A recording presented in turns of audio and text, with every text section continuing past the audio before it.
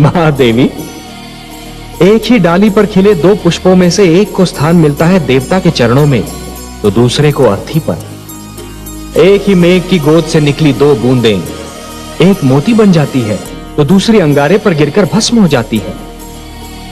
यह सब फल होता है इस सत्य का कि किसे कैसी संगत मिलती है। महादेवी, जो मृत्यु से डरते हैं वो जीवन जीने के लिए सिद्धांतहीन समझौते करने लगते हैं, और ऐसा सिद्धांतहीन जीवन मृत्यु से भी बुरा होता है। महादेवी, इतिहास साक्षी है कि जीतते तो वही हैं जो मृत्यु के भय पर विजय पा लेते हैं, और सिद्धांतहीन जीवन जीने वाले तो कायर होते हैं। महादेवी, आपने सत्य कहा कमल नयन। मृत्यु से क्या भयभीत होना, वो तो एक दिन आकर ही रहेगी, किंतु मृत्यु के भय से जीवन का सुख चैन खोना मूर्खता है। जिस प्रकार अग्नि सूखी लकड़ी को सरलता से जला देती है, उसी प्रकार क्रोध सुंदर भावनाओं को सहजता से भस्म कर देता है।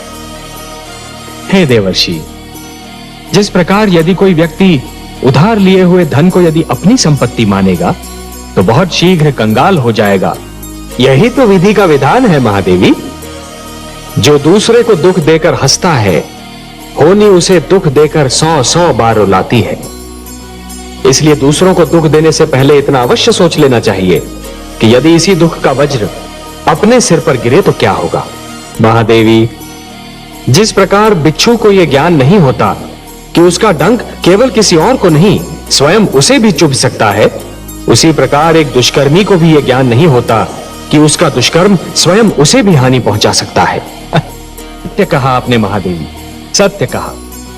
और इसीलिए माता पिता को सबसे अधिक ध्यान बाल्यावस्था में संतान के चरित्र निर्माण पर ही देना चाहिए। इस प्रकार जब जल माटी को गीला कर देता है तो माटी में से सुंदर अंकुर फूटते हैं, उसी प्रकार जब भक्ति मन को उदार बना देती है तो मन में सुंदर विचारों का जन्म होता है। महादेवी, जिसके मन में खोट नहीं होती वो स्वयं को भी सच्चा समझता है और दूसरों को भी, और जिसे अपनी भूल का विस्मरण होता है उसे उसका दंड अवश्य मिलता है। इतिहास रचा ही इसलिए जाता है महादेवी कि आने वाली पीढ़ियां ये देख सकें कि उनके पहले की पीढ़ियों ने क्या भूल की और वो उस भूल को ना दोहराएं। यदि दोहराती हैं तो दंड पाती हैं, दुख झेलती हैं। जानता हूं महादेवी, क्षति पहुंचाने वाले को दंड देना तो बहुत सरल है, पर उसे क्षमा करना बहुत कठिन। और जो क्षति पहुंचाने वाले को क्षमा कर सकता है वो तो पूजनीय है। कमल नयन, उत्सव वो है जो आत्मा को शांति दे, जो सारे नगर का जीवन अस्त व्यस्त कर दे, जिसमें मदिरा पीकर सब अपनी सुध-बुध खो बैठे, वो उत्सव नहीं कोरा हुड़दंग है।